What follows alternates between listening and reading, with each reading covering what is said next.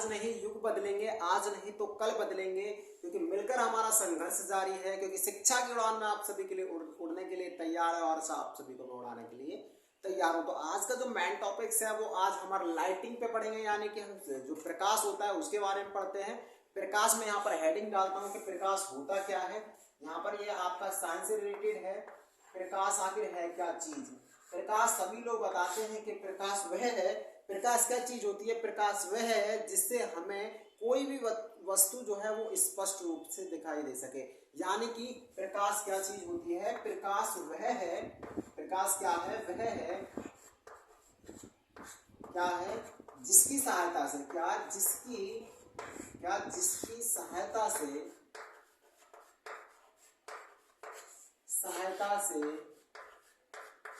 हमें कोई भी वस्तु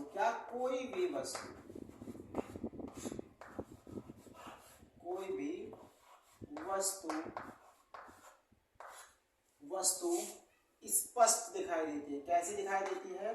स्पष्ट दिखाई देती है।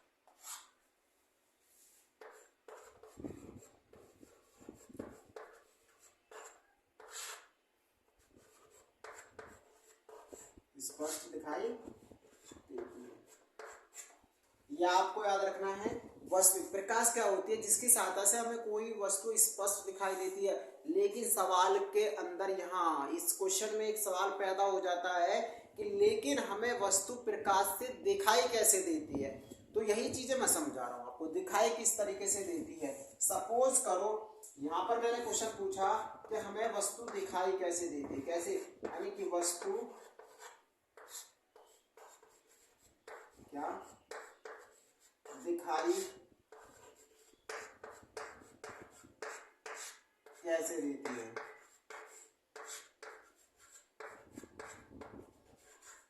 हाउ टू रीजन, यानी एक ऐसा क्या रीजन होता है जिससे हमें वस्तु स्पष्ट रूप से दिखाई देती है।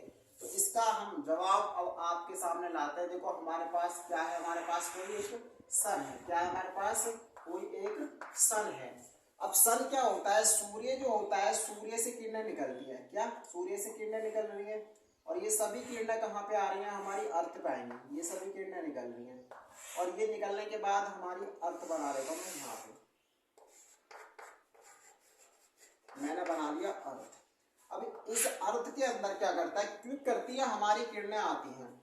थोड़ा सा यहाँ पर एक ओजोन लेयर भी हम फिट कर देते हैं। क्या कर देते हैं, ओजोन लेयर। चौक को थोड़ा तोड़ लेते हैं ताकि अच्छे से बन जाए।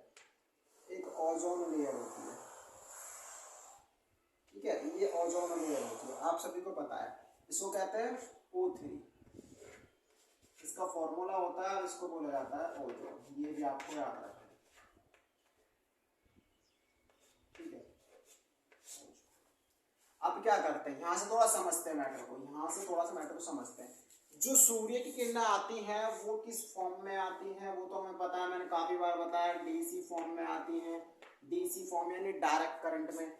अब आने के बाद किससे टकराती है हमारी, किससे टकराती है, ओजोन लेयर से टकराती है ना। किससे, ओजोन लेयर से टकराती है। जैसे ही वो टकराती हैं, टकराने के बाद में क्या करता है, उनकी जो गति होती है वो इस तरह से कन्वर्ट हो जाती है। इस तरह से कन्वर्ट का मतलब है वो एसी फॉर्म में कन्वर्ट हो जाती है। कौन सी फॉर्म होती है, एसी फॉर्म, जिसे कहते हैं अल्टरनेटिव करंट। लेकिन बात तो वो पड़ गई ना कि हम क्या क्वेश्चन पूछ रहे हैं, वस्तु हमें कैसे दिखाई देती है। वस्तु हमें कैसे दिखाई देती है। अब जो सूर्य की किरणें आती है तो कोई हमारे पास यहाँ पे क्या, कोई वस्तु रखी है। क्या है हमारे पास, कोई यहाँ पर वस्तु रखी है और वस्तु में आगे क्या करती है, सूर्य की किरणें टकराती हैं, है ना। वस्तु पे क्या आगे टकरा रही है। वो टकराने के बाद सबसे पहले सूर्य की किरणें किसी भी वस्तु पर पड़ती हैं और पड़ने के बाद हमारी आंखों पर पड़ती हैं, जहां पर रेटिना क्या होता है, रेटिना इस वस्तु का इमेज तैयार करता है। सपोज करो मैंने यहाँ पर आप ये आंख बना दी है ना, जैसी भी अच्छी लगे तो भी और कैसी भी लगे तो भी हम इस आंख को बना रहे हैं, ठीक। मैंने एक कटीली आंख बना दी और इसके बाद कहाँ जाएगा, सूर्य का प्रकाश यहाँ पर जाएगा। ये भी आपको डनलेट करना है, ठीक। ये कि हमारे पहले का सूर्य की किरणें जो होती हैं सूर्य की किरणें जो होती हैं वस्तु पर पड़ती है और वस्तु के बाद हमारी आंखों पर पड़ती है। कुछ एक्स्ट्रा नॉलेज समझते हैं, कुछ एक्स्ट्रा चीजों को समझते हैं। सूर्य के अंदर होता क्या है, सूर्य के अंदर हाइड्रोजन और हीलियम होता है, Hg। अब ये हाइड्रोजन और हीलियम, ये सूर्य हाइड्रोजन बहुत ही एक ऐसा, इसका परमाणु क्रमांक 1 होता है, हीलियम का 2 होता है, इंग्लिश में बोले तो एटॉमिक नंबर। और बात करूं, अगर मैं बात करने लगूं सूर्य जो होता है एक कॉस्मिक आग का गोला होता है, इसके अंदर कोई चीजें नहीं होती, केवल आग ही घुसी होती है, जिसे हाइड्रोजन के बॉम्ब, जिसे हाइड्रोजन बॉम्ब कहते हैं ना, बहुत ही खतरनाक ब्लास्ट रोटेट होता है, वो सूर्य की तरह ही होता है, ये भी आपको दिमाग में रखना है।